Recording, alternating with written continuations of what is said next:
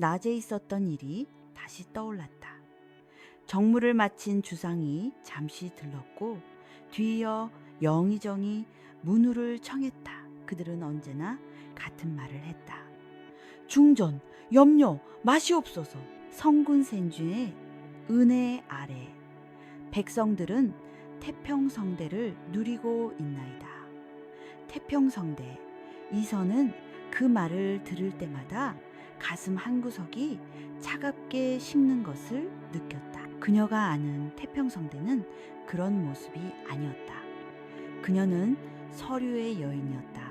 매일 아침 올라오는 탕약과 함께 그녀의 책상에는 각 도에서 올라온 보고서들이 쌓였다. 그 보고서들은 하나같이 완벽했다. 숫자는 정확했고 문장은 유려했다. 종이에서는 언제나 좋은 먹 냄새와 잘 말린 한지 냄새가 났다. 하지만 이선은 알고 있었다. 그 종이 냄새 뒤에 숨겨진 진짜 사람 냄새를. 그녀는 궁녀들의 속삭임을 들었다. 친방을 나인들이 옷감을 나르며 나누는 이야기, 수라간 무수리들이 채소를 다듬으며 한숨처럼 내뱉는 소리들. 글쎄, 남쪽엔 석 달 내내 비가 안 와서 밭이 다 타들어갔다지 뭐야. 어휴, 그걸로 끝이야? 새로 부과된 세금 때문에 야반도주 하는 집이 한둘이 아니래. 쉿! 누가 듣겠어? 우린 그저 우리 일이나 잘하면 되는 거지. 그녀가 읽는 보고서에는 가뭄이라는 단어 대신 저수율 관리라는 말이 쓰여 있었고, 백성의 고통 대신 안정적인 둔전 던댐 확보라는 말이 적혀 있었다. 이선은 눈을 감았다. 그녀는 이 거대한 궁궐 안에서 가장 정확한 정보를 가장 늦게 듣는 가장 힘없는 권력자였다. 주상은 현명한 분이었으나 그 역시도 신하들이 정제해 올린 비단 같은 보고서에 둘러싸여 있었다. 그녀는 무엇을 할 수 있는가? 마마, 잠 못 이루시옵니까? 어둠 속에서 조용히 대기하던 김상궁이 작은 목소리로 물었다. 그녀는 이서가 어릴 때부터 곁을 지킨 유일한 신복이었다. 김상궁. 예, 마마. 나는 새장 속에 갇힌 새와 같구려. 김상궁은 대답하지 않았다. 그저 더 낮은 자세로 엎드릴 뿐이었다. 이서의 외로움은 그녀가 어찌할 수 있는 영역이 아니었다. 이서는 천천히 몸을 일으켰다. 창백한 달빛이 창호지를 뚫고 들어와 그녀의 하얀 소복 속을 비추었다. 상궁은 어릴 적 저잣거리에 가본 적이 있어. 아주 어릴 적에 한두 번 가보았사옵니다. 나는 어릴 적 아버님을 따라 마당극을 본 적이 있지. 이서의 목소리는 꿈을 꾸는 듯했다. 그녀가 아직 왕비가 되기 전 그저 호기심 많은 사대부가의 여식이었을 때였다. 아버님은 내게 저잣거리의 광대패 들이야말로 이 나라의 진짜 숨구멍이라 하셨어. 그들은 탈을 쓰고 춤을 추고 노래를 했지. 양반을 풍조하고 탐관오리를 꾸짖었어. 사람들은 배를 잡고 웃다가 나중에는 함께 울었지. 그녀는 기억 속에 그 시끄럽고 생기 넘치던 소리를 떠올렸다. 북소리, 징소리, 사람들의 환호성, 그리고 그 모든 것을 뚫고 나오던 광대의 진짜 목소리. 그들은 무섭지 않았을까? 마마, 진실을 말하는 것이, 그렇게 큰 소리로 외치는 것이 무섭지도 않았을까? 그녀는 다시 침묵했다. 지금 그녀에게 필요한 것은 태평성대를 노래하는 보고서가 아니었다. 그녀는 그 진짜 목소리가 듣고 싶었다. 백성들이 정말 웃고 있는지, 정말 울고 있는지, 그들의 삶이 얼마나 무거운지 직접 보고 듣고 느끼고 싶었다. 김상궁. 예, 마마. 나를 도와줄 수 있겠소. 김상궁은 고개를 들었다. 달빛에 비친 왕비의 눈은 그 어느 때보다 단호하고 깊게 빛나고 있었다. 한 시즌 후 교태전의 가장 깊숙한 밀실에서 왕비 이선은 자신의 모습을 거울에 비춰보았다. 화려한 비단 당에 눈 어디에도 없었다. 대신 몸에 꼭 끼지도 넉넉하지도 않은 거친 무명옷이 그녀를 감싸고 있었다. 머리에는 무거운 가채가 대신 평범한 여인들처럼 쪽을 쥐고 검은 천으로 둘렀다. 손에 잡히는 모든 것이 낯설고 까끌거렸다. 마마, 정령, 정령 이 길밖에 없으시옵니까?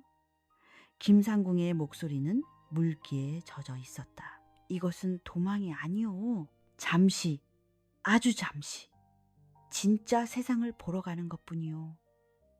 이선은 작은 보찜 하나를 둘러맸다. 안에는 약간의 노자와 김상궁이 몰래 챙겨준 작은 은장도 하나뿐이었다. 만약 주상께서 찾으시면, 만약 대비마마께서 내가 미리 손 써둔 서찰이 있어. 나는 그저 몸이 상하여 잠시 요양을 떠난 것이오. 나를 가장 잘 아는 상궁이 나를 모시고 인근의 사찰로 간 것이지.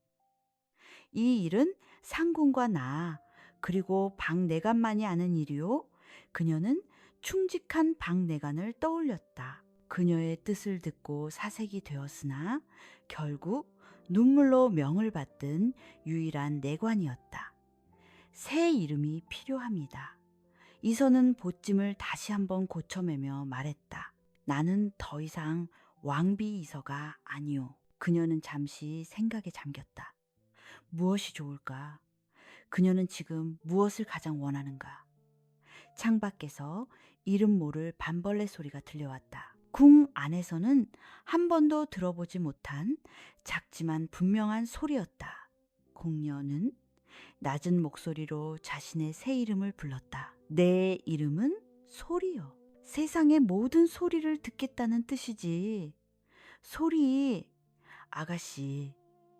김상궁은 끝내 눈물을 터뜨렸다. 울지 마시오. 나는 괜찮을 것이오. 오히려 이 답답한 궁을 나서는 지금이 지난 몇 년 중 가장 마음이 편안하오. 그 말은 진심이었다. 두려움이 없지 않았으나 그보다 더 큰 해방감이 그녀를 감쌌다. 박 내관의 안내를 받아 두 사람은 교태전을 빠져나왔다.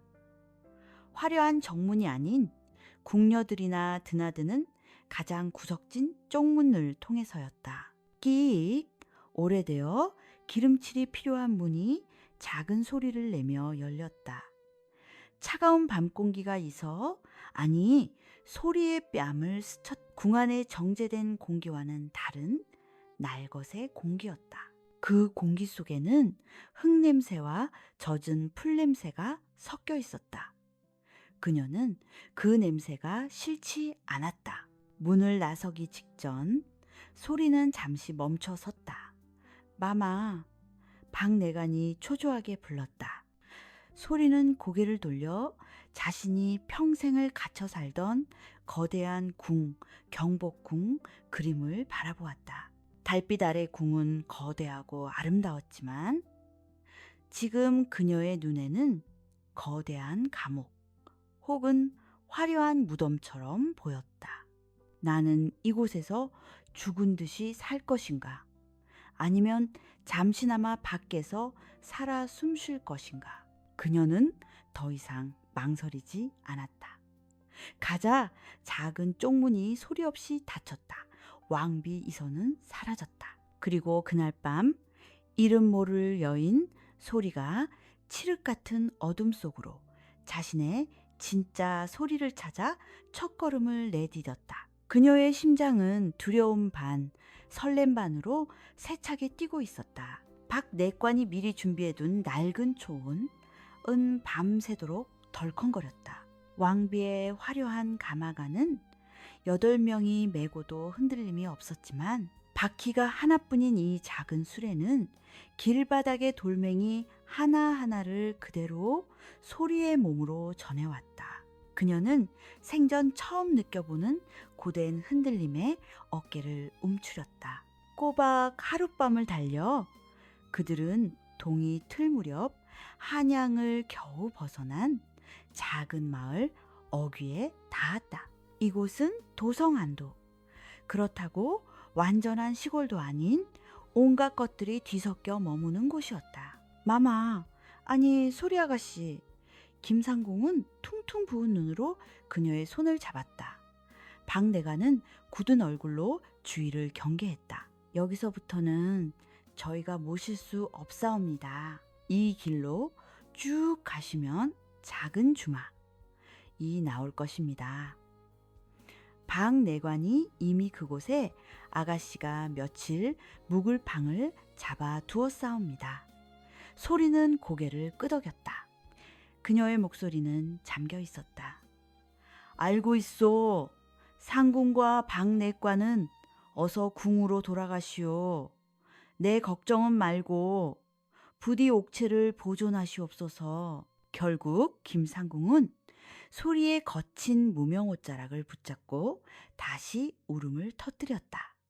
소리는 말없이 상궁의 등을 두드려 주었다. 궁에서 그녀는 늘 받기만 하는 사람이었으나 지금 이 순간 그녀는 처음으로 누군가를 위로하는 사람이 되었다. 짧은 이별의 시간이 지났다. 초호는 급히 왔던 길을 되돌아갔다. 거대한 궁으로 돌아가는 그 뒷모습은 어쩐지 도망치는 사람처럼 다급해 보였다. 홀로 남은 소리는 깊은 숨을 들이마셨다. 새벽 공기는 차가웠지만 궁의 공기처럼 답답하지 않았다.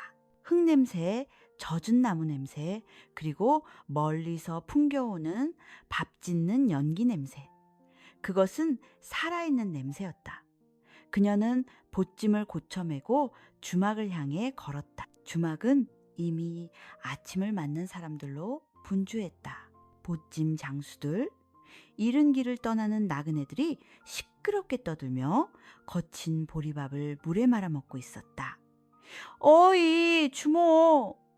여기 국밥 하나 더. 자네, 어제 그 이야기 마저 해보게나. 소리가 문을 열고 들어서자 주막 안의 모든 소리가 순간 멎었다.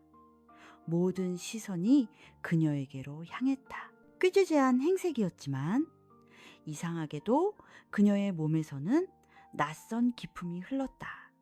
한 번도 마기를 해본 적 없는 하얀 손, 불안하게 주위를 살피면서도 꼬릿꼬릿한 허리, 그리고 무엇보다 너무나 깨끗한 얼굴.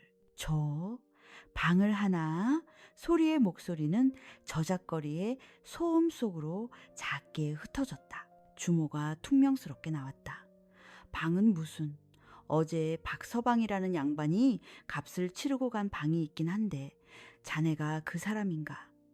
네, 맞습니다. 주모는 의심스러운 눈초리를 거두지 않았지만 돈을 받았으니 손님은 손님이었다. 저쪽 구석방 쓰게. 소리는 도망치듯 방으로 들어갔다. 문을 닫자마자 그녀는 자리에 주저앉았다. 고작 사람들 앞에 섰을 뿐인데 궁에서 영의정의 문호를 받을 때보다 더 떨렸다. 그녀는 방구석의 작은 상에서 식은 보리밥을 꾸역꾸역 넘겼다. 밥알은 돌멩이처럼 거칠었고 반찬으로 나온 시래기국은 짰다. 하지만 그녀는 이것이 진짜 음식임을 알았다. 그녀가 궁에서 남기던 수라상 뒤에 있던 진짜 삶의 맛이었다. 그렇게 며칠이 흘렀다. 소리는 주막방에 틀어박혀 자신이 무엇을 해야 할지 고민했다. 그녀는 듣기 위해 나왔지만 막상 나오니 어떻게 들어야 할지 막막했다.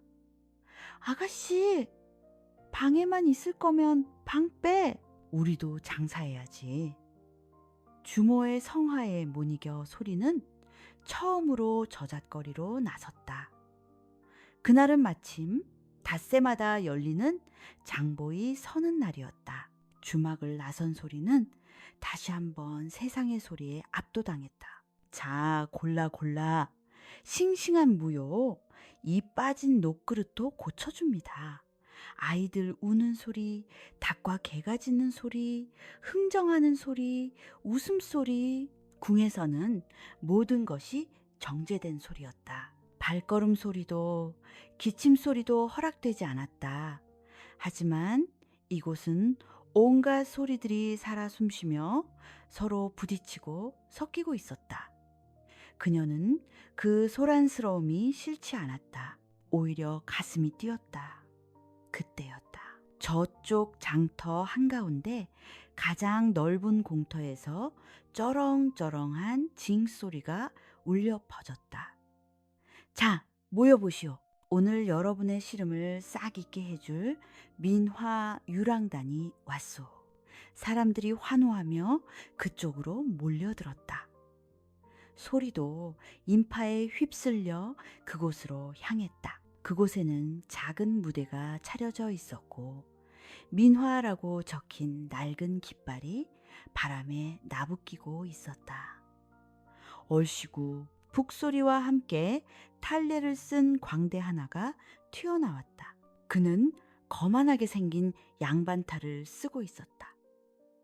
에헴, 이 몸은 3대 독자, 4대 진사에 5대 뭐더라? 아무튼 대단한 양반님이시다. 어흠, 사람들이 폭소를 터뜨렸다. 양반은 비틀거리며 춤을 추다가 기생 탈을 쓴 광대에게 희롱을 당하고 하인 탈을 쓴 광대에게 엉덩이를 맞았다. 소리는 그들의 몸짓을 넋을 잃고 바라보았다.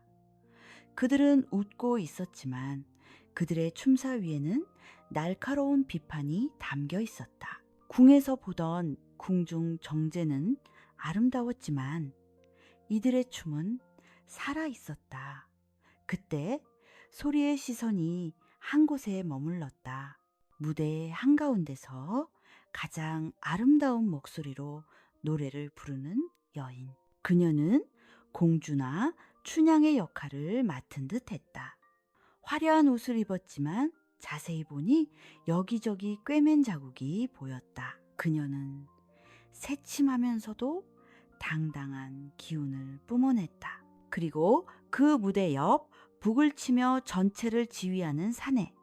그는 40대쯤 되어 보였고 얼굴에는 세월의 풍파가 깊게 새겨져 있었다. 그는 무뚝뚝한 표정으로 북을 쳤지만 그의 눈은 무대와 관객 모두를 꿰뚫어 보는 듯했다. 저 사람이 이 유랑단의 단장임이 분명했다. 소리는 깨달았다. 저거다. 내가 찾던 것, 내가 듣고 싶던 목소리가 저 안에 있다. 공연은 절정에 달했다. 양반은 혼쭐이 나고 백성들은 승리했다. 사람들은 자기 일처럼 기뻐하며 엽전을 던졌다. 공연이 끝나고 사람들이 흩어질 무렵 문제가 생겼다. 이놈들, 감히 누구 앞에서 그따위 불경한 노름을 벌이는 게냐. 딱 봐도 이 마을의 세도가 하인처럼 보이는 장정 서너 명이 몽둥이를 들고 나타났다. 그들은 단원들을 밀치고 공연 도구를 발로 찼다. 이건 우리 대감님을 욕보이는 것이다. 당장 멍석을 깔아라. 아이고 나으리. 그게 무슨 말씀이십니까? 이건 그저 옛날 이야기일 뿐입니다요. 단장이었지만 그는 덩치 큰 장정들 앞에서 속수무책이었다. 시끄럽다. 내 놈들이 여기서 장사를 하려면 응당 우리 대감님께 자릿세를 내야지. 자릿세도 안 내고 감히 대감님을 풍자해. 장정들은 더욱 기세등등하게 무대를 부수기 시작했다. 아까 노래를 부르던 여인 화란히 분노를 참지 못하고 소리쳤다. 당신들 이래도 되는 거야. 이건 우리 밥줄이라고. 어허, 감히 계집 따위가 장정이 손을 치켜들었다. 그 순간 소리가 앞으로 나섰다. 잠깐 모두의 시선이 다시 이 낯선 여인에게로 향했다. 소리는 장정들을 보지 않았다. 대신 그들 뒤에서 이 모든 상황을 즐기고 있는 듯한 진짜 주인, 즉 이 마을의 지주로 보이는 자에게 다가갔다. 그는 비단 옷을 입고 하인들의 어깨 너머로 이쪽을 구경하고 있었다.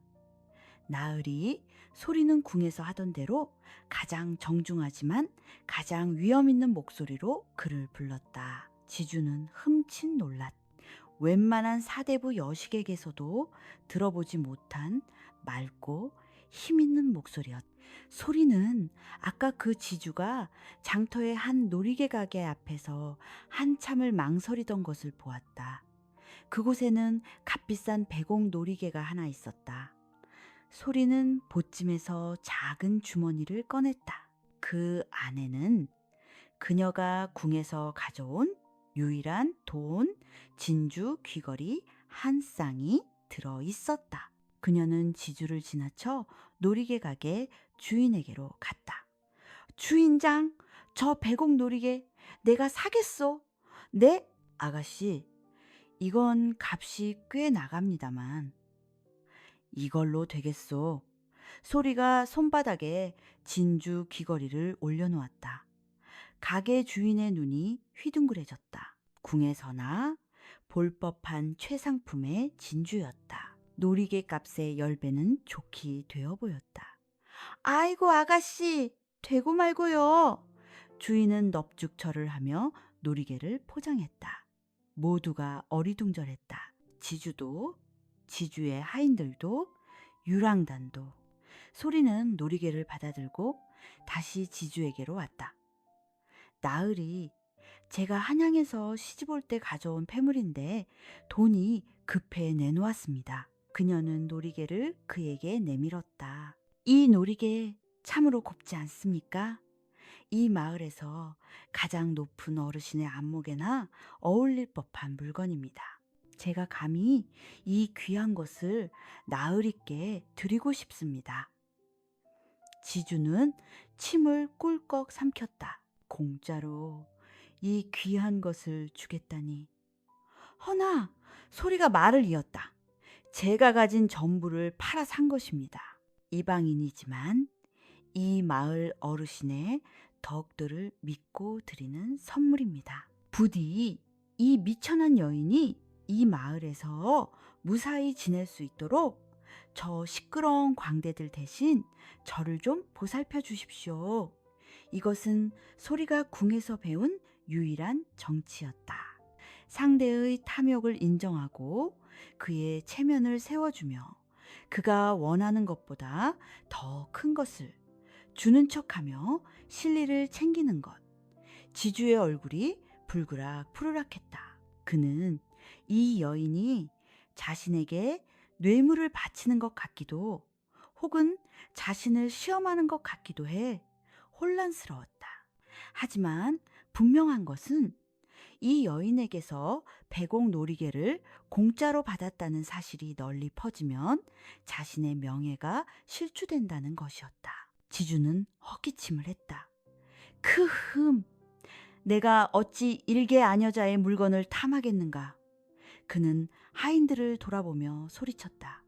뭘 꾸물거리고 있느냐? 오늘 장터 분위기를 다 망쳐놨구나. 썩 물러가지 못할까. 하인들은 어리둥절했지만 주인의 명에 따를 수밖에 없었다. 예, 나으리. 그들은 씩씩거리며 사라졌다. 위기가 일단은 지나갔다. 지주는 소리에게 말했다. 아녀자의 배포가 두둑하군. 그 놀이개는 도로 가져가게. 대신 그는 유랑단을 힐끗 보았다. 저 광대놈들 다시는 내 눈에 띄지 말라고 하게. 오늘은 운이 좋은 줄 알아라. 지주도 그렇게 으스대며 자리를 떴다. 모든 것이 폭풍처럼 지나갔다. 유랑단 단원들이 소리에게 다가왔다. 아까 그 단장맥과 노래 부르던 여인 화라였다. 고맙소, 아가씨. 단장이 무뚝뚝하게 말했지만 그의 깊은 눈에는 경계심이 가득했다. 그런데 댁은 누구요? 보아하니 평범한 여염집 여인은 아닌 듯한데 옆에 있던 화란이 소리의 위아래를 훑어보며 새침하게 말했다. 그러게, 말하는 폼이나 저 진주 귀걸이나 무슨 속셈으로 우리를 도운 거지? 저 놀이개값보다 우리 목숨값이 더 싸다고 생각한 건가? 소리는 고개를 저었다. 그녀는 가장 절박하고 가장 진실된 표정을 지었다. 그녀는 단장 맥의 눈을 똑바로 바라보았다. 갈 곳이 없습니다. 뭐라고? 저는 소리라고 합니다. 저는 그저 여러분의 소리가 좋아서 그 소리를 따라왔습니다. 저들을 도우려 한 것이 아니라 제게 기쁨을 준 소리가 사라지는 것이 싫었을 뿐입니다. 그녀는 땅바닥에 무릎을 꿇었다. 왕비가 태어나서 처음으로 누군가에게 무릎을 꿇는 순간이었다. 제게는 돈도 집도 없습니다. 이 귀걸이가 전부입니다. 하지만 저는 일이 하고 싶습니다. 밥 짓는 일이든 빨래든 바느질이든 다 할 수 있습니다. 제발 저를 거두어 주십시오. 밥만 먹여주신다면 어떤 허드렛일이라도 하겠습니다. 맥은 침묵했다. 그는 이 여인이 수상했다. 소리라는 이름도 그녀의 말투도 행동도 모두 이상했다. 하지만 그녀의 눈은 거짓말을 하고 있지 않았다. 저 눈은 깊은 슬픔과 절박함을 동시에 담고 있었다. 화란이 콧방귀를 뀌었다. 저 하얀 손으로 무슨 빨래를 한다고. 단장님, 저런 여자는 드리는 게 아닙니다. 집만 돼요. 하지만 맥은 다른 생각을 하고 있었다. 저 여인, 위기를 해결하는 솜씨가 보통이 아니다. 지주를 겁먹게 하지도 화나게 하지도 않고 스스로 물러나게 만들었다. 저건 맥은 낡은 곰방대를 입에 물었다. 우리는 내일 아침 이 마을을 떠난다네. 짐이 많아. 특히 화란이 저 계집의 옷가지가 제일 많지. 손이 하나라도 더 필요한 참이었어. 화란이 발끈했다. 단장님, 맥은 소리를 향해 턱짓을 했다. 밥은 주지. 잠자리도 주고. 대신 입 씻고 도망갈 생각 말게.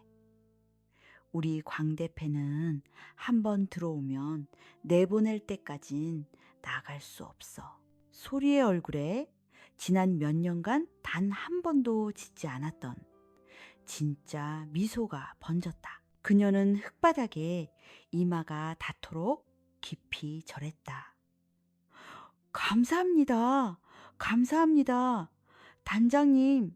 화라는 여전히 못마땅한 표정이었지만 맥은 그저 말없이 망가진 북을 챙기기 시작했다. 그날 저녁 소리는 주막의 따뜻한 아랫목 대신 유랑단의 낡은 천막 안 차가운 집더미 위에서 잠을 청했다.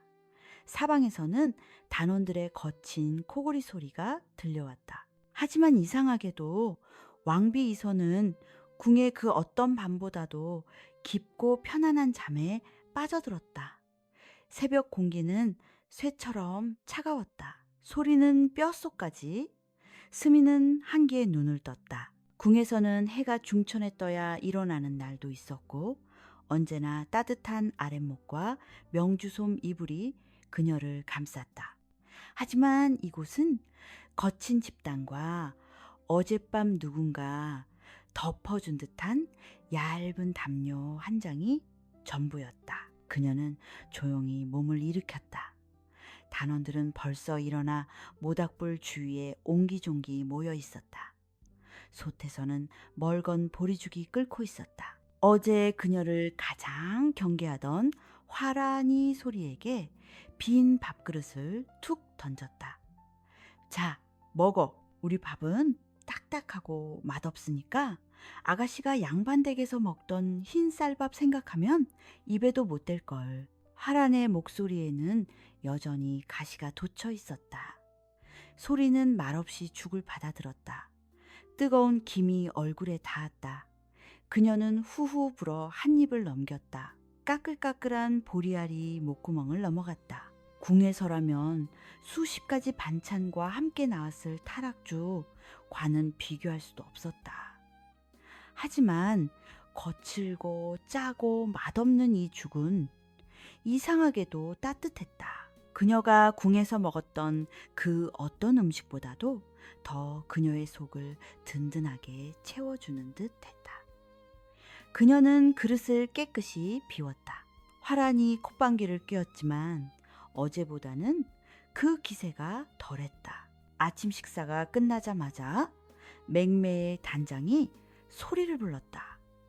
그는 이미 다음 마을로 떠날 짐을 정리하고 있었다. 소리, 네, 단장님. 어제 네가 한 약속을 기억하고 있겠지. 밥값은 해야 할 게다. 그는 턱짓으로 수레의 산더미처럼 쌓인 옷가지를 가리켰다. 저것들 단원들 옷이다. 그중 반은 화란이 무대 의상이지. 다음 마을에 닿기 전에 냇가에서 전부 빨아와야 한다. 소리는 산더미 같은 빨랫감을 보고 잠시 숨이 멎었다. 궁에 있을 때 그녀의 속옷 하나를 위해서도 대여섯 명의 나인이 동원되었다. 감히 만져본 적도 없는 눈으로 보기만 하던 일이었다. 네, 알겠습니다. 그녀는 조금도 망설이지 않고 대답했다. 그녀는 묵묵히 빨래를 이고 냇가로 향했다. 아직 얼음이 다 녹지 않은 냇물은 살을 애는 듯했다. 거친 무명옷을 쥔 손은 금세 붉어지고 감각이 없어졌다. 그녀는 나무 방망이를 어떻게 쥐어야 하는지도 몰라 몇 번이고 손을 찧었다. 하지만 이상하게도 마음은 가벼웠다. 두드리고 비틀고 행구는 단순한 노동. 궁에서는 단 한순간도 자신의 몸을 제 뜻대로 움직여 본 적이 없었다. 그녀는 언제나 왕비라는 무거운 예법례의 옷을 입고 있었다. 지금 그녀의 손은 붉게 부르트고 물집이 잡혔지만 그녀는 처음으로 자신의 두 손이 오롯이 자신을 위해 쓰이고 있음을 느꼈다. 비단 옷의 스미는 묵직하고 답답한 향 대신 맑은 물과 햇볕에 마르는 빨래 냄새가 청량하게 피어올랐다. 그녀는 그 냄새가 좋았다. 오후가 되자 유랑단은 다시 길을 떠났다. 소리는 덜컹거리는 술에 한 구석에 앉아 아까 만진 낡은 무대 의상을 꿰매기 시작했다. 바느질은 궁에서 유일하게 허락된 그녀의 소일거리였다. 그때 술의 반대편에서 화란이 다음 공연을 연습하는 소리가 들려왔다. 그녀는 춘향전의 한 대목을 연습하는 중이었다. 이보시오 사또, 내 몸은 쪼개질 지언정 내 마음은 꺾을 수 없을 것이오. 화라는 목소리를 한껏 높이고 두 주먹을 쥐고 부들부들 떨었다. 그것은 열정적이었지만 어딘가 어설펐다. 조용히 북을 점검하던 맥 단장이 혀를 찼다. 아니다, 화란아. 춘향이는 그런 왈가닥 계집이 아니야. 그건 춘향이가 아니라 저작거리에서 싸움 구경하는 아낙네지. 기품이 있어야지, 기품이. 기품이요. 화란이 신경질적으로 대꾸했다. 옥에 갇혀 굶어 죽게 생긴 마당에 무슨 놈의 기품이에요. 배부른 소리 하고 있네. 단장님이야말로 춘향이 마음을 알아요. 이것이 그때 바느질만 하던 소리가 조용히 입을 열었다. 아주 작은, 그러나 모두가 들을 수 있는 맑은 목소리였다. 화란 씨, 뭐야? 너 또 일 안 하고 딴 생각이지? 아닙니다. 그저 춘향이가 만약 정말로 높은 뜻을 품은 사람이라면 저렇게 소리부터 지르지 않았을 것 같아서요. 하란의 눈이 가늘어졌다. 네가 뭘 안다고. 소리는 잠시 눈을 감았다. 그녀는 궁에서 보았던 가장 강하고 무서웠던 여인 데비다페 마마를 떠올렸다. 그녀는 수많은 정적들 앞에서 단 한 번도 목소리를 높인 적이 없었다. 진짜 귀한 사람들은 소리가 천천히 입을 열었다. 소리를 지르지 않습니다. 위협하지도 않지요. 그저 바라볼 뿐입니다. 소리는 꿰매던 옷감을 내려놓고 화란을 똑바로 바라보았다. 목소리는 낮고 차분하게, 하지만 눈은 절대 피하지 않습니다. 사또의 눈을 꿰뚫어 보듯이 그 어떤 고문이나 협박에도 단 한순간도 흔들리지 않는 그 눈빛. 그녀는 궁에서 매일 아침 거울 속 자신에게 했던 말을 하고 있었다. 그게 진짜 기품입니다. 꺾이지 않는 마음은 소리가 아니라 눈빛에서 나오는 것이니까요. 순간 덜컹거리던 술에 아니 조용해졌다. 화라는 잠시 아무 말이 없었다. 그녀는 이 무지렁이 같던 계집이 자신이 평생 고민해도 알 수 없었던 무언가를 단숨에 꿰뚫어 보는 것에 충격을 받았다. 화라는 헛기침을 한번 하더니 소리의 말대로 다시 자세를 잡았다. 그녀는 숨을 깊게 들이마셨다. 이보시오, 사또. 목소리는 낮았지만 그 눈빛은 얼음장처럼 차갑고 꼿꼿했다. 순간 떼쓰는 춘향이가 아니라 정말로 매서운 절개제를 지닌 열렬의 춘향이가 그 자리에 서 있었다. 화란 스스로도 놀란 듯 자신의 손과 목소리를 바라보더니 멍하니 소리를 바라보았다. 너 뭐야? 너 정말 바느질이나 하던 계집 맞아? 소리는 그저 옅게 미소 지으며 고개를 숙였다. 옷에 해진 곳이 많아서 마저 꿰매야겠습니다. 이 모든 것을 곰방대를 태우며 묵묵히 지켜보던 맥 단장이 수레가 멈추자마자 소리에게 다가왔다. 소리! 네, 단장님. 바느질은 그만하고 이리 오너라. 그는 창고에서 낡은 탈 하나를 꺼내 그녀에게 던졌다. 하얀 각시 탈이었다.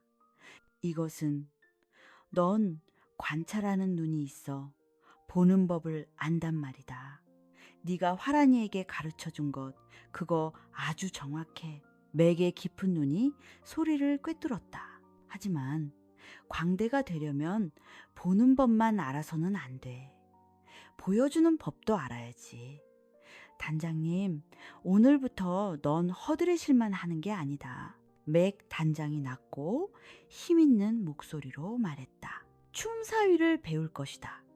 가장 기본적인 숨부터.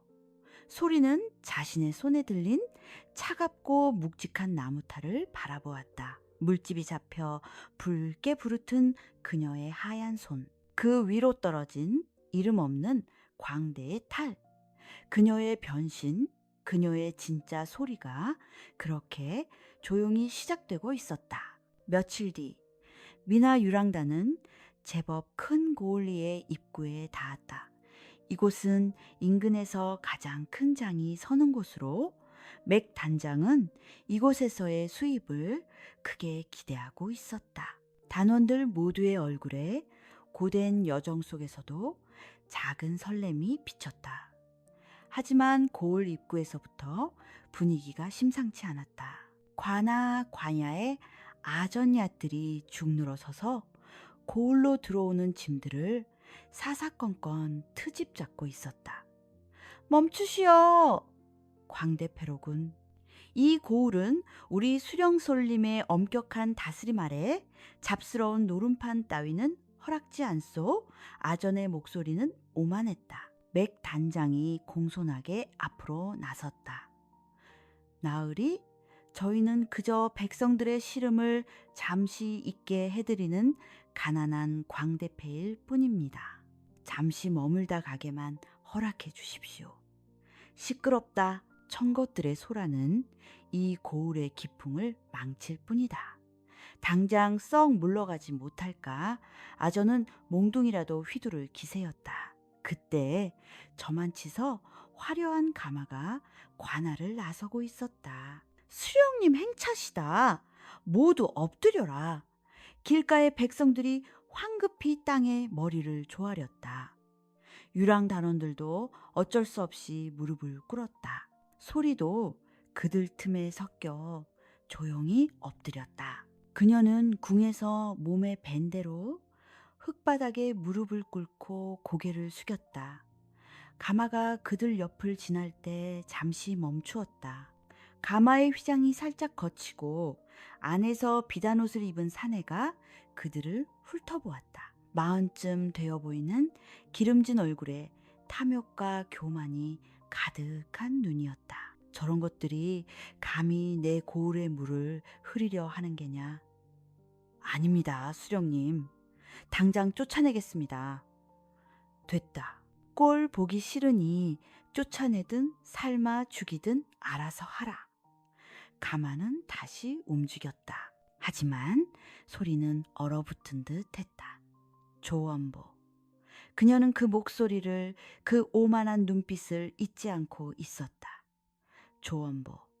그가 이 고을의 수령이었다. 궁에 있을 때 그가 올린 보고서는 언제나 완벽했다.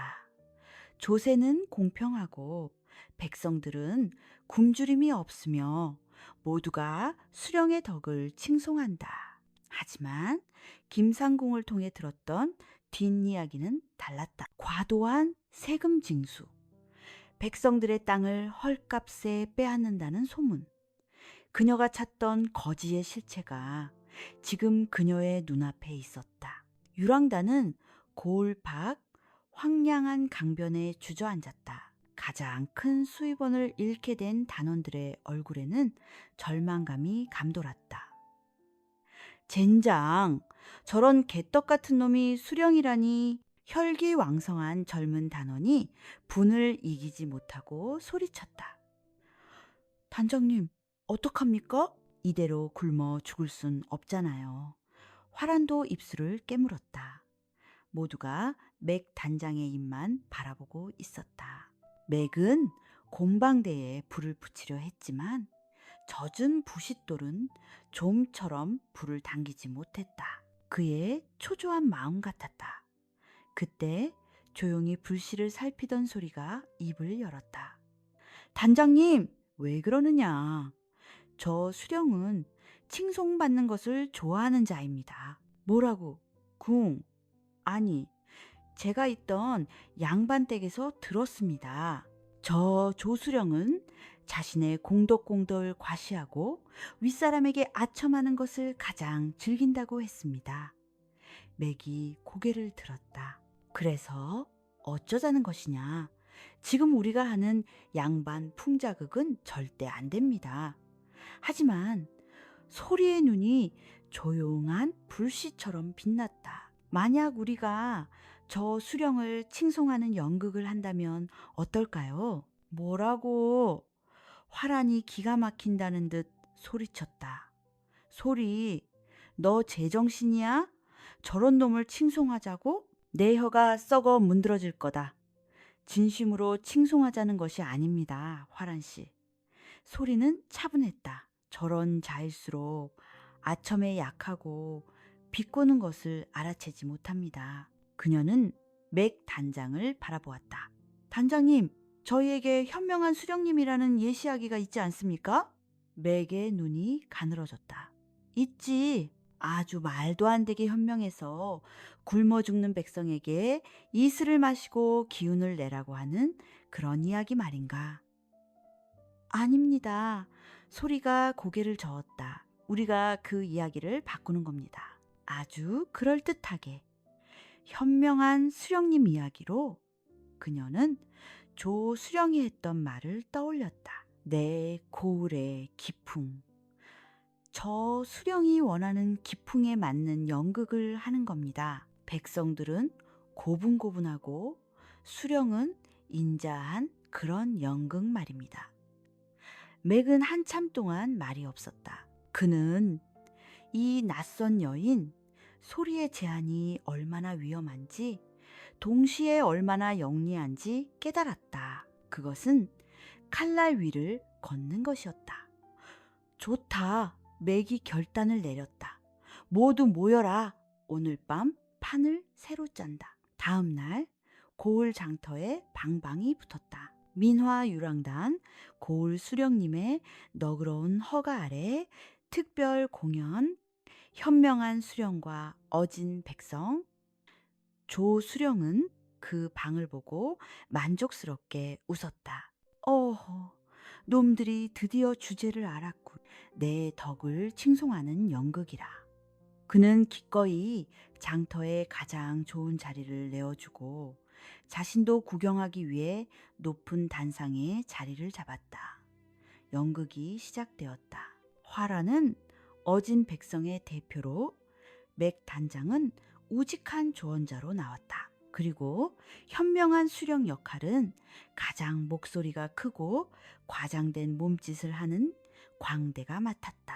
소리는 처음으로 역할을 맡았다.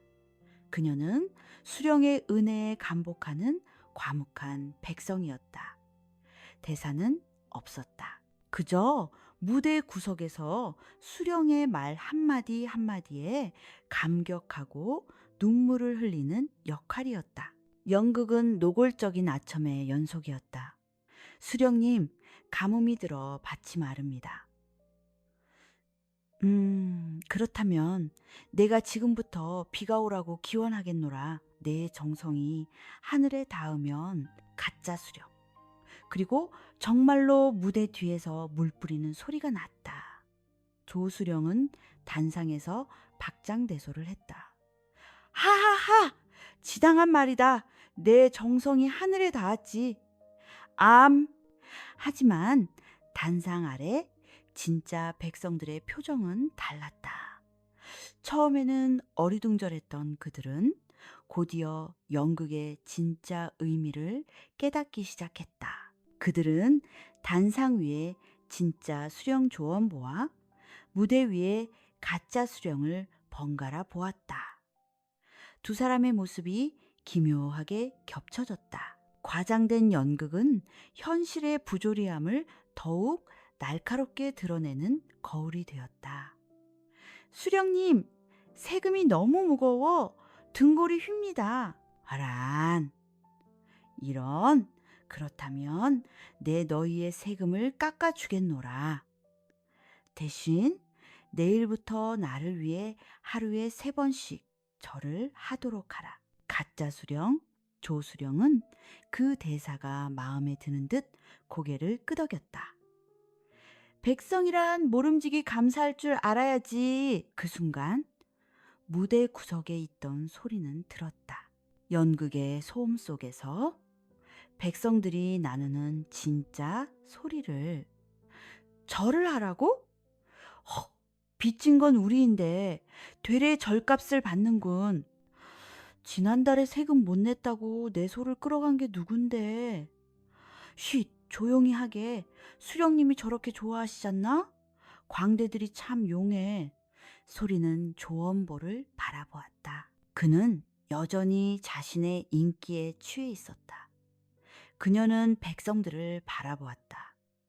그들은 웃고 있었지만 그 눈에는 눈물이 고여 있었다. 연극이 끝나자 조수령은 큰 소리로 외쳤다. 훌륭하다. 참으로 훌륭한 연극이다. 이 고을의 기풍에 딱 맞는구나. 그는 흡족한 미소와 함께 두둑한 상근성을 던져주었다. 맥 단장은 엎드려 그 돈을 받았다. 수령님의 은혜가 만극하옵니다. 그날 밤 유랑단은 고을을 떠났다. 그들은 굶주리지 않았고 오히려 평소보다 더 많은 돈을 벌었다. 화란이 소리에게 다가와 퉁명스럽게 물었다. 기분 참 더럽네. 저런 놈한테 아첨해서 돈을 벌다니. 소리는 멀어지는 고을의 불빛을 바라보았다. 그녀의 얼굴은 차분했다. 아니요, 화란 씨. 아니긴 뭐가 아니야. 우리는 오늘 그 누구보다도 날카롭게 그를 비판했습니다. 우리는 아무도 다치게 하지 않고 우리의 소리를 똑똑히 전했습니다. 그녀는 보찜 속 백성들이 몰래 쥐어준 따뜻한 감자 몇 알을 만지작거렸다. 그리고 백성들은 알아들었습니다. 맥 단장이 말없이 소리의 어깨를 툭툭 두드려 주었다. 소리는 궁에서 느꼈던 무력감 대신 차가운 밤 공기 속에서 뜨거운 무언가가 가슴 속에서 차오르는 것을 느꼈다. 고을을 떠난 유랑단은 험한 산길로 접어들었다. 가을이 깊어지고 있었다. 산길을 오를수록 바람은 더 차가워졌고 나뭇잎들은 붉고 노란빛으로 물들어 밤이 되면 우수수 떨어졌다. 궁에 있었다면 이선은 따뜻한 누각에 앉아 아름답게 물든 단풍단을 그저 그림처럼 감상했을 것이다. 하지만 지금 그녀는 그 붉은 잎이 발에 채이고 차가운 바람이 살갗을 스미는 길 위에 서 있었다. 거친 무명옷으로는 깊어가는 가을의 한기를 다 막아낼 수 없었다. 콜록! 콜록! 여기저기서 단원들의 마른 기침 소리가 들렸다. 소리도 예외는 아니었다. 그녀의 하얀 뺨은 차가운 바람에 붉게 상기되었다. 에잇, 날씨하고는 이러다 다 얼어 죽겠네. 화란이 잔뜩 부은 얼굴로 투덜거렸다. 지난번 조수령에게 아첨 연기를 한 것이 아직도 분한 모양이었다. 맥 단장이 하늘을 살피더니 으슥한 산 중턱의 바위굴 앞에서 걸음을 멈췄다. 오늘은 여기서 쉬어간다. 더 가다가는 해가 지고 맹수라도 만나겠다. 단원들은 익숙하게 짐을 풀었다. 젊은 단원들은 마른 나뭇가지를 모아 불을 피웠다. 타닥, 타닥. 말은 솔가지가 타는 소리와 함께 매캐하면서도 향긋한 연기가 피어올랐다. 이내 모닥불은 붉은 혀를 날름거리며 주위의 차가운 어둠을 밀어내기 시작했다. 단원들은 약속이나 한 듯 모닥불 주위로 둥글게 모여 앉았다. 불빛이 그들의 지친 얼굴을 부드럽게 어루만졌다. 며칠간의 긴장과 피로가 따뜻한 불기운에 스르르 녹아내리는 듯했다. 소리는 말없이 솥을 걸고 딱딱한 걸량을 물에 풀어 죽을 끓이기 시작했다. 이젠 제법 익숙해진 손길이었다. 그녀의 손은 더 이상 희고 고왔던 궁궐의 손이 아니었다. 짧아진 손톱 밑에는 흙먼지가 끼었고 손등은 갈라져 있었다. 하지만 그녀는 그 손이 부끄럽지 않았다. 자, 여기 죽이 다 끓자. 소리는 가장 먼저 맥 단장과 화란에게 그릇을 건넸다. 화란은 퉁명스럽게 죽그릇을 받아들었지만 김이 모락모락 나는 죽을 한 입 넘기더니 낮은 목소리로 중얼거렸다. 너도 참 독하다. 이런 일 해본 적도 없는 것 같더니 이젠 제법인데. 소리는 그저 작게 웃었다. 그때 묵묵히 대금달을 손질하던 유랑단에서 가장 과묵한 악사럭스 은우가 소리에게 자신의 외투를 툭 던져주었다. 덮으시오. 밤이 깊어지면 더 추울 거요. 은우는 유랑단에서 유일하게 글을 읽을 줄 아는 선비 같은 사내였다. 그는 소리가 처음 들어왔을 때부터 묘한 거리감을 두었지만 지금은 조용한 눈으로 그녀를 지켜보고 있었다. 고맙습니다. 소리는 따뜻한 온기가 남은 외투를 어깨에 걸쳤다. 모닥불 앞에서 사람들은 말이 없었다. 그저 불꽃을 바라보며 자신의 생각에 잠겨 있었다. 얼마나 지났을까? 화란이 불쑥 입을 열었다. 나는 말이야, 그녀의 목소리는 불똥처럼 작게 튀었다. 우리 아버지가 누군지도 몰라. 어머니는 기생이었지. 내가 5살 때 손님 발길 끊긴다고 나를 저작거리에 버렸어. 단원들은 놀라지 않았다. 이미 다 아는 이야기거나 혹은 각자 그보다 더한 사연 하나쯤은 품고 있는 사람들이었다. 먹고 살려고 별짓 다 했지. 도둑질도 하고 매도 맞고 그러다 10살 때 단장님을 만났어. 길거리에서 노래 부르다 흠씬 두들겨 맞고 있는데 단장님이 구해줬지. 그리고는 다짜고짜 소리를 가르쳤어. 내 목소리는 울림이 있다. 울림이 있는 소리는 사람을 살린다고 화라는 쓴웃음을 지었다. 그래서 나는 단장님이 원망스러울 때가 있어. 왜 하필 나 같은 걸 살려서 이렇게 고생만 시키는지. 화라나 맥 단장이 낮게 불렀다. 하지만 말이야, 화라는 소리를 많이 바라보았다. 너 같은 애를 보면 더 화가 나. 넌 딱 봐도 고생 한번 안 해본 애잖아. 손이며 말투며. 근데 왜 사서 고생이야? 네가 아는 삶의 의미 따위가 우리가 목숨 걸고 버티는 이 삶보다 더 대단해. 날카로운 질문이었다. 모두의 시선이 소리에게로 향했다. 소리는 어깨에 걸친 은우의 외투를 여몄다. 불빛이 그녀의 젖은 눈망울을 비췄다. 저는 아버지를 일찍 여의었습니다. 그녀는 한 절반쯤의 진실을 이야기하기 시작했다. 선왕세왕은 그녀가 어릴 때 승하했으니 틀린 말은 아니었다. 그리고 아주 크고 화려하지만 차가운 집에서 자랐습니다. 그녀는 궁을 떠올렸다. 그 집에는 없는 것이 없었지요. 비단 옷, 맛있는 음식, 저를 모시는 사람들. 하지만 단 하나, 진짜는 없었습니다. 진짜라니. 저를 보고 웃는 사람들은 많았지만 그 누구도 저를 보고 있지는 않았습니다. 그들은 저를 통해 자신들의 욕망을 보았고 저의 지위를 보았지요. 저는 살아있는 인형과 같았습니다. 소리의 목소리는 타오르는 불꽃처럼 작게 흔들렸다. 저는 그 집이 답답했습니다. 창밖의 세상이 궁금했습니다.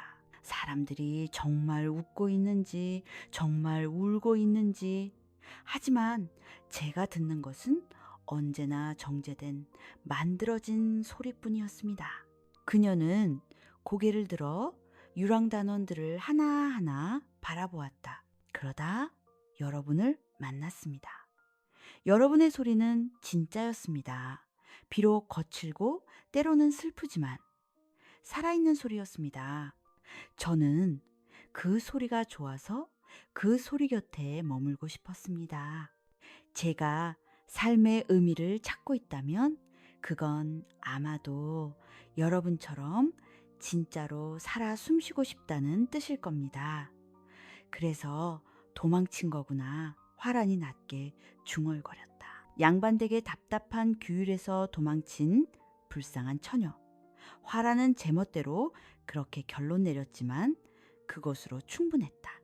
소리가 고개를 숙였다. 저의 어설픈 기품이 여러분을 불편하게 했다면 사과드립니다. 하지만 저는 이곳에서 배우고 있습니다. 빨래하는 법, 밥 짓는 법, 그리고 무엇보다 함께 살아가는 법을요.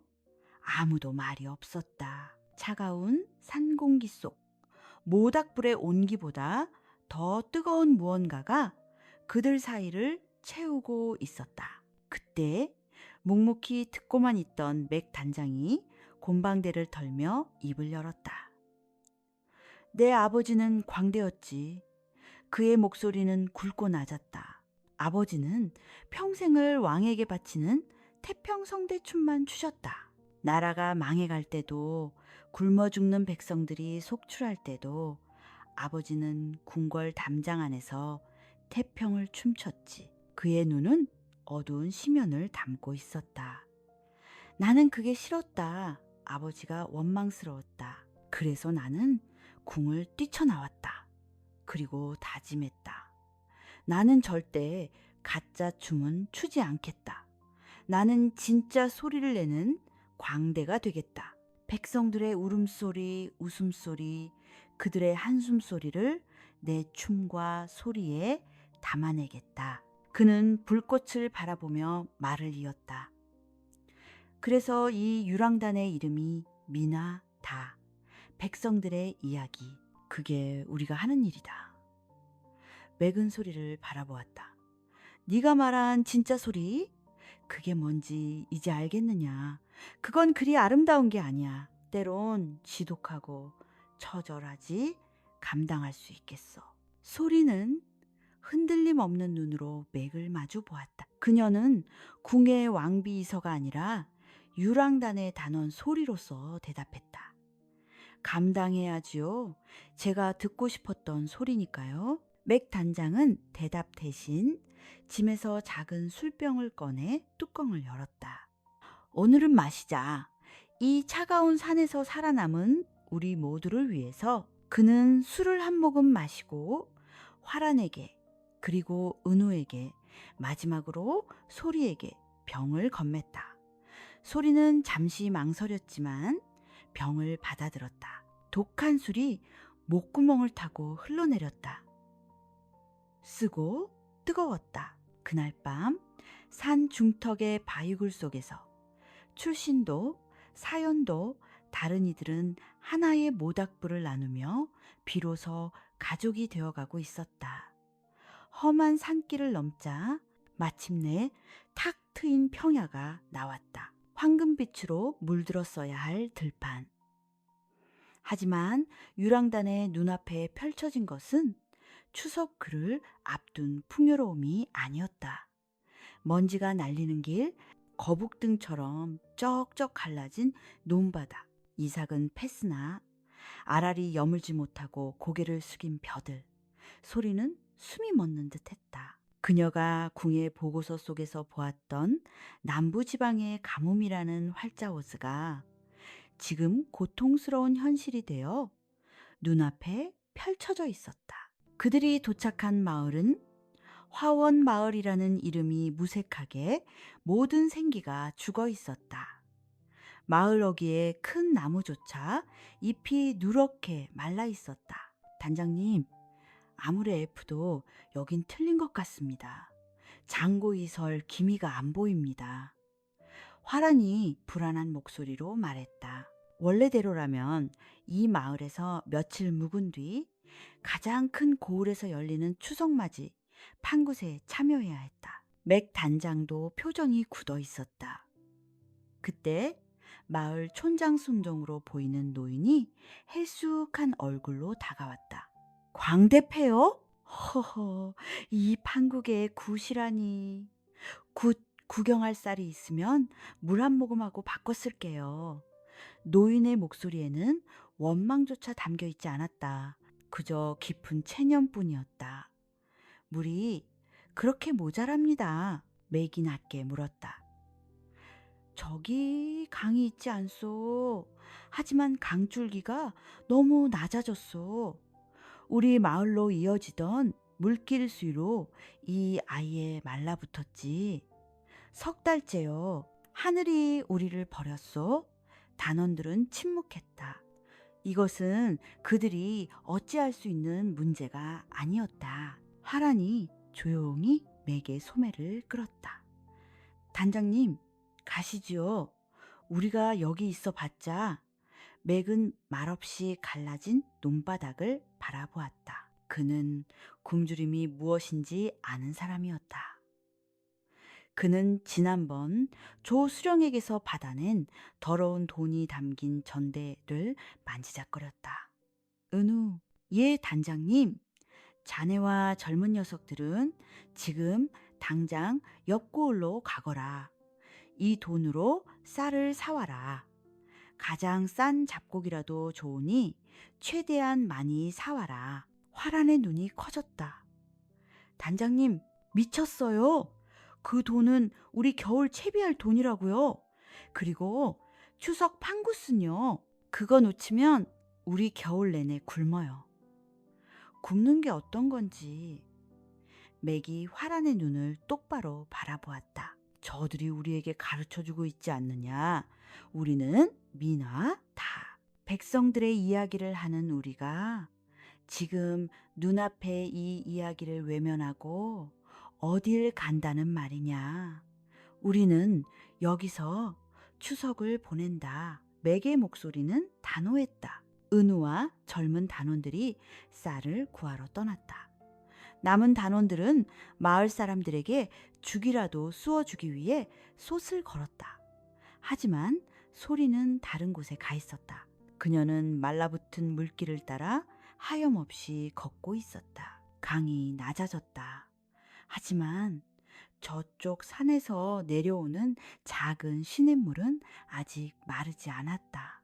그녀는 궁에서 지리학디리화과 농진혼에 관한 책들을 읽었던 것을 기억해냈다. 왕비로서 알아야 할 지식이었다. 그 지식은 언제나 종이 위에만 존재했었다. 문제는 강이 아니다. 물길의 방향이다. 그녀는 마을의 낡은 저수지 조수이를 보았다. 저수지는 바닥을 드러내고 있었다. 하지만 저수지의 위치는 산에서 내려오는 시냇물보다 미세하게 높았다. 물은 낮은 곳으로 흐르는 법.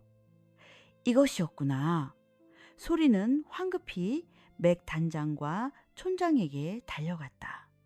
단장님, 촌장 어른 방법이 있을지도 모릅니다. 그녀는 흙바닥에 나뭇가지로 그림을 그리기 시작했다. 촌장 어른, 저수지가 잘못되었습니다. 아가씨, 그게 무슨 선조 대대로 쓰던 저수지인데. 보십시오. 강물은 이미 낮아져서 끌어올 수 없습니다. 하지만 저기 산에서 내려오는 시냇물은 아직 살아있습니다. 지금 그 물이 그냥 들판으로 흘러가 버리고 있습니다. 그녀는 그림의 한 곳을 짚었다. 만약 우리가 이곳 시냇물이 방향을 트는 이 언덕배기를 조금만 파내어 새로운 물고물길을 튼다면 저 물을 저수지로 돌릴 수 있습니다. 촌장은 반신반의했다. 아가씨, 그게 말이 쉽지. 저 언덕은 바위투성이라. 그래서 우리가 있는 것 아닙니까? 맥 단장이 굵은 목소리로 끼어들었다. 그는 소리의 그림을 그리고 그녀의 확신에 찬 눈을 믿기로 했다. 광대패는 힘 하나는 장사요 촌장. 삽과 괭이를 주시오. 쌀이 오기 전에 우리가 물부터 들여놓읍시다. 그날 오후 유랑단과 몇 안 되는 마을 장정들이 언덕에 붙었다. 화라는 투덜거리면서도 가장 먼저 소매를 걷어붙이고 흙을 날랐다. 소리는 왕비의 기품 따위는 잊은 지 오래였다. 그녀는 땀과 흙먼지로 범벅이 되어 가장 정확한 위치를 짚어주었다. 여기입니다. 더 깊게 돌을 피해 이쪽으로. 궁에서라면 상상도 못할 일. 이 나라의 국모가 백성들과 함께 땀을 흘리며 땅을 파고 있었다. 그녀는 피로했지만 이상하게도 살아있음을 느꼈다. 쿵쿵 괭이질 소리가 그녀의 심장 소리처럼 들렸다. 해질 무렵 쌀을 싣고 돌아온 은우와 단원들도 합세했다. 그들은 횃불을 밝히고 밤새도록 땅을 팠다. 그리고 새벽녘 뚫렸다. 마지막 바위를 치워내자 콸콸하는 소리와는 거리가 멀었지만 분명하고 시원한 물줄기 수위로가 터져 나왔다. 산골짜기의 시냇물이 소리가 설계한 그 길을 따라 정확하게 말라붙은 저수지를 향해 흘러 들어가기 시작했다.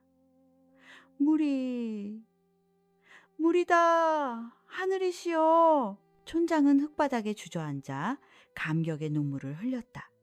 마을 사람들은 환호성을 질렀다. 물은 천천히, 하지만 분명하게 저수지를 채웠고 말라붙었던 논으로 흘러 들어갈 준비를 하고 있었다. 갈라진 땅이 젖어드는 냄새, 그 짙은 흙 냄새가 피어올랐다. 그날은 추석이었다. 비록 가장 큰 고을의 판굿은 놓쳤지만 화원 마을에서는 그 어느 해보다 풍성한 잔치가 열렸다. 유랑단이 사온 쌀로 밥을 짓고 마을 사람들이 마지막 남은 곡식까지 덜어 술을 빚었다. 그들은 무대도 없이 저수지가 바라보이는 흙마당에 둘러앉았다. 화란히 노래를 불렀다. 이번에는 춘향가가 아니었다. 그저 흥얼거리는 어릴 적 어머니에게서 들었던 듯한 정겨운 민요였다. 그 노랫소리는 젖은 땅의 흙냄새와 어우러져 밤하늘로 퍼져나갔다. 소리는 난생 처음 자신의 노동으로 얻은 햅쌀밥을 한 입 베어 물었다. 달았다. 궁에서 먹었던 그 어떤 진수 성찬보다도 달고 향기로웠다. 마을 사람들의 조용한 웃음소리, 그리고 저 멀리서 쉬지 않고 들려오는 물 흐르는 소리. 소리는 눈을 감았다. 이것이 태평성대의 진짜 소리임을 그녀는 비로소 깨달았다. 화원마을을 떠날 때 유랑단의 수레는 그 어느 때보다 가벼웠다. 쌀은 바닥났고 닷새나 늦어버린 탓에 본래 가려던 가장 큰 고을의 추석 대목은 이미 끝물이 분명했다. 다 틀렸어. 수레 구석에 앉은 화란이 텅 빈 들판을 보며 중얼거렸다. 물길인지 뭔지 터주고 밥 퍼주느라 우리 추석 판굿은 놓쳤다고.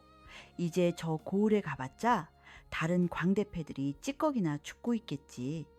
우린 올겨울 다 굶었어. 그녀의 목소리에는 원망 대신 깊은 피로가 묻어났다. 아무도 대답하지 않았다. 하지만 모두가 같은 생각을 하고 있었다. 그때 묵묵히 수레를 끌던 소리가 걸음을 멈췄다. 아니요, 하란 씨. 소리가 뒤를 돌아보았다. 그녀의 얼굴은 흙먼지와 땀으로 얼룩졌지만 그 눈은 맑았다. 우리는 잃은 것이 없습니다. 오히려 가장 큰 것을 얻었습니다. 얻다니? 쌀 한 톨도 못 얻었는데. 이야기지요? 소리는 맥 단장을 바라보았다. 단장님께서 말씀하신 민화, 우리는 화원마을에서 쌀보다 더 귀한 살아있는 이야기를 얻었습니다. 맥은 곰방대를 깊게 빨았다. 그는 소리의 뜻을 알아챘다. 그래, 맞다. 우리는 이야기를 얻었지. 그리고 지금 그 이야기를 할 때다. 그들이 도착한 평산민 고을은 화란의 걱정대로였다. 가장 큰 추석 잔치는 이미 끝났고 장터는 파장 분위기였다. 몇몇 광대패들이 마지막 관객이라도 끌어모으려 자극적인 소리와 몸짓으로 호객을 하고 있었다. 단장님, 보십시오. 늦었습니다. 맥은 대답 대신 장터에서 가장 후미지고 구석진 자리에 멍석을 폈다. 판을 버리자. 지금요? 이 멍청한 구석에서요? 누가 본다고요? 화란이 소리쳤다. 볼 사람은 본다. 맥이 말했다. 그리고 오늘은 우리가 하던 양반 노름도 춘향가도 아니다. 그는 짐에서 가장 깨끗한 종이를 꺼냈다. 지난 며칠간 소리와 그가 밤을 새워가며 다듬은 새로운 대본이었다. 새로운 이야기다. 우리가 방금 겪어온 우리의 이야기. 그날 밤 휘영청 밝은 보름달이 다시 떴다. 비록 추석은 지났지만 가을 달은 여전히 밝았다. 미나 유랑단의 무대는 초라했다. 변변한 등불 하나 없었다. 하지만 맥 단장이 굵은 목소리로 부글둥 울리자 시끄럽던 장터에 남은 사람들이 호기심에 하나둘 모여들었다. 오늘 저희가 들려드릴 이야기는 맥이 입을 열었다. 왕비와 광대패라는 이야기입니다. 사람들이 웅성거렸다. 왕비라니? 막이 올랐다. 무대에는 화란이 서 있었다. 그녀는 화려한 옷 대신 깨끗하지만 평범한 소복을 입고 있었다. 그녀는 궁에 갇힌 왕비 역이었다. 나는 이 궁이 답답하다. 나는 백성의 진짜 소리가 듣고 싶다. 화란의 연기는 소리가 가르쳐준 기품과 그녀 본연의 한이 뒤섞여 그 어느 때보다 처절하고 진실하게 울려 퍼졌다. 그리고 왕비는 궁을 떠나 광대패를 만났다. 처음엔 하나둘이던 소리가 이내 장터 마당을 가득 메웠다. 자극적인 구경거리를 찾던 백성들, 장사를 마치려던 상인들, 심지어 팔짱을 끼고 구경하던 고을의 양반들까지 모두가 숨을 죽인 채 이 진실한 무대를 바라보며 함께 울고 있었다. 그들은 연극 속 왕비의 고뇌에 공감했고 광대패의 헌신에 감동했다. 연극이 끝나고 달빛 아래 잠시 정적이 흘렀다. 그 정적을 깬 것은 올해와 같은 박수밭 소리였다. 최고다. 내 평생 이런 연극은 처음이야. 사람들은 돈이 아니라 자신들이 가진 것을 던졌다. 떡, 과일, 심지어 자신이 신던 집신까지. 고을에서 가장 큰 부자로 보이는 양반이 무대 앞으로 걸어 나왔다. 그는 맥 단장에게 깊이 고개를 숙였다. 광대 나으리, 나는 평생 당신들 같은 천것들을 무시하며 살았소. 하지만 오늘 밤 당신들의 이야기는 이 늙은이의 굳어버린 마음을 울렸소. 이것은 연극이 아니라 이 시대를 살아가는 우리 모두의 진실이요. 진심으로 고맙소. 민화 유랑단은 그날 밤 고을에서 가장 큰 객사커에서 극진한 대접을 받았다. 밤이 깊어 모두가 잠든 시간. 소리는 잠 못 이루고 마루에 앉아 보름달을 바라보았다. 그녀는 깨달았다. 그녀가 궁에서 찾으려 했던 답이 바로 이것임을. 백성들의 삶을 바꾸는 것은 왕비라는 이름의 권력이 아니었다. 그것은 그들의 아픔을 듣고 함께 울고 그것을 이야기로 만들어 다시 그들을 위로하는 힘, 문화와 예술이었다. 그녀는 비로소 자신이 이 나라의 국모로서 해야 할 진짜 일을 찾았다. 그녀의 얼굴에 지난 25해 동안 단 한 번도 지어본 적 없는 깊고 평화로운 미소가 번졌다. 평산 고을에서의 성공은 민화 유랑단에게 많은 것을 바꾸어 놓았다. 그들의 이름은 더 이상 천안 광대패가 아니었다. 그들이 가는 마을마다 사람들은 먼저 나와 반겼고 백성의 마음을 울린 그 연극을 청했다. 유랑단은 더 이상 굶주리지 않았지만 맥단장은 여전히 가장 낮은 곳에서 멍석을 폈고 그들의 소리는 여전히 가장 진실했다. 하지만 소리는 알고 있었다. 그녀의 여정이 끝나가고 있음을. 가을은 완전히 깊어졌고 겨울의 문턱에서 찬 바람이 불기 시작했다.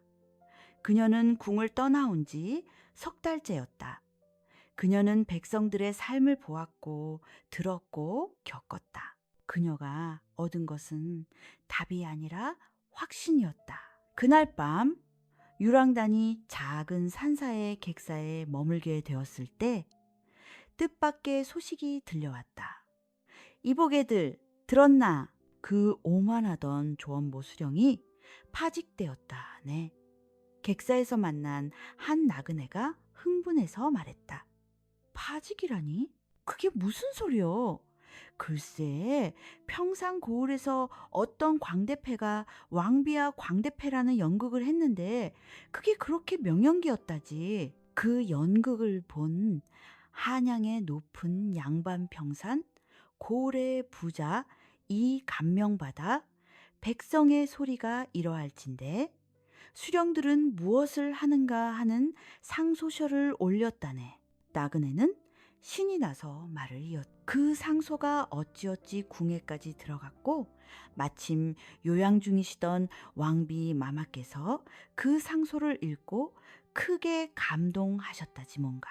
왕비 마마께서 주상께 간곡히 청하여 조원보를 비롯한 탐관오리 몇몇의 비리를 캐도록 암행어사 이유씨를 풀었다는 거야.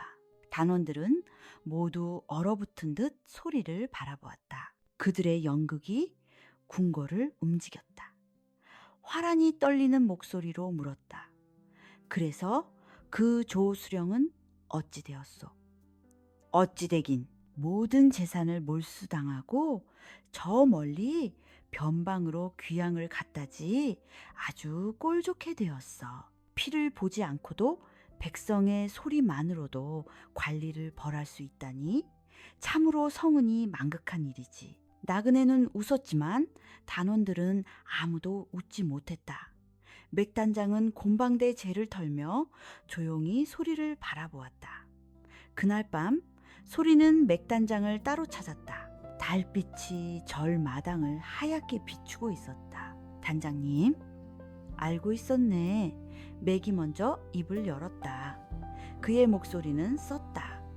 처음부터 평범한 여인이 아님은 알았지만 이 정도일 줄은 몰랐군. 평상고을에 그 양반이 상소를 올린 것도 그 상소가 하필 요양 중인 왕비에게 닿은 것도 모두 우연은 아니었겠지. 맥은 소리가 중간에 몰래 보낸 서찰 편지들을 어렴풋이 짐작하고 있었다. 소리는 고개를 숙였다. 속일 뜻은 없었습니다. 그저 저 또한 단장님처럼 진짜 소리를 찾고 싶었을 뿐입니다. 이제 찾았는가? 네. 소리는 고개를 들었다. 그녀의 눈은 달빛을 받아 맑게 빛났다. 그리고 깨달았습니다. 소리는 찾는 것이 아니라 듣는 것이었습니다. 단장님과 민화 단원들이 제게 그것을 가르쳐 주었습니다. 소리는 맥 단장 앞에 큰 절을 올렸다. 흙바닥에 이마가 닿았다. 저는 이제 돌아가야 할 곳으로 돌아갑니다. 제가 있어야 할 무대로 돌아갑니다. 맥은 긴 한숨을 내쉬었다. 그는 저를 받고 싶지 않았지만 피하지도 않았다. 그것도 결국 거대한 탈바가지 노름판이겠지. 맞습니다. 소리가 일어섰다. 하지만 이제 저는 압니다. 그 탈을 쓰고도 어떻게 진짜 소리를 내야 하는지를요. 다음날 새벽 미나 유랑단이 눈을 떴을 때 소리의 자리는 비어 있었다. 그녀가 덮던 얇은 담요는 가지런히 개켜져 있었고 그 위에는 작은 주머니 하나가 놓여 있었다. 주머니 안에는 그녀가 마지막까지 간직했던 진주 귀걸이 한 쌍과 그녀가 손수 짠 작은 토시들 그리고 짧은 서찰이 있었다. 단장님, 화란씨, 은우님 그리고 나의 가족들께 여러분이 주신 온기는 궁의 그 어떤 비단보다 따뜻했습니다. 여러분이 가르쳐 주신 이야기는 그 어떤 경정보다 현명했습니다. 저는 저의 이야기를 하러 갑니다. 언젠가 어디에 있든 우리의 소리는 다시 만날 것입니다. 부디 겨울을 따뜻하게 나시길 화라는 서차를 붙잡고 아이처럼 엉엉 울었다. 맥단장은 말없이 소리가 남기고 간 귀걸이를 쥐었다. 그는 그것을 팔지 않을 것임을 알았다. 몇 달 후 겨울이 지나고 봄이 찾아왔다.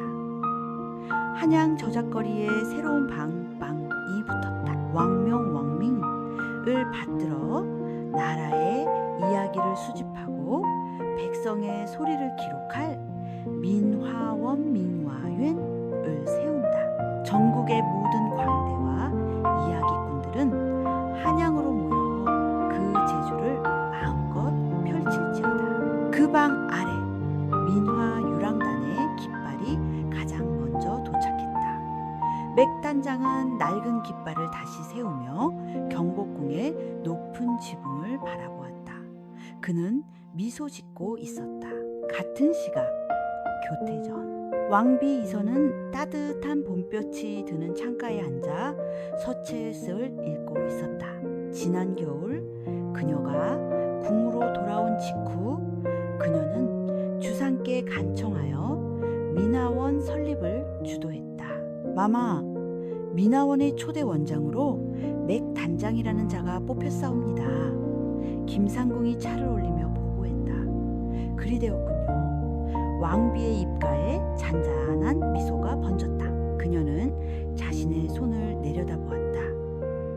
궁에 돌아와 온갖 처방을 했음에도 거칠어졌던 손의 흔적은 쉽게 사라지지 않았다. 그녀는 그 흉터가 싫지 않았다. 김상궁, 들리는가? 무엇을 말씀이시옵니까, 마마?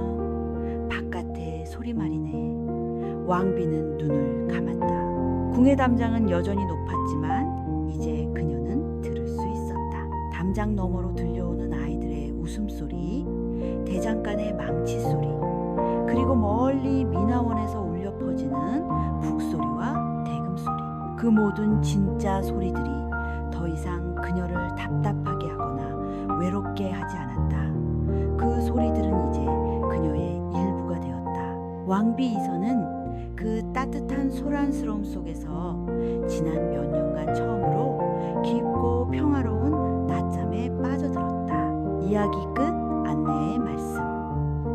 오늘 밤 우리의 이야기가 당신의 지친 마음에 작은 위로가 되었기를 바랍니다. 매일 밤 저희는 당신의 편안한 잠자리를 위해 따뜻한 이야기를 준비합니다. 저희의 이야기가 계속될 수 있도록 여러분의 구독과 좋아요는 저희에게 정말 큰 힘이 됩니다. 댓글로 당신의 생각이나 듣고 싶은 이야기, 테마를 남겨주시면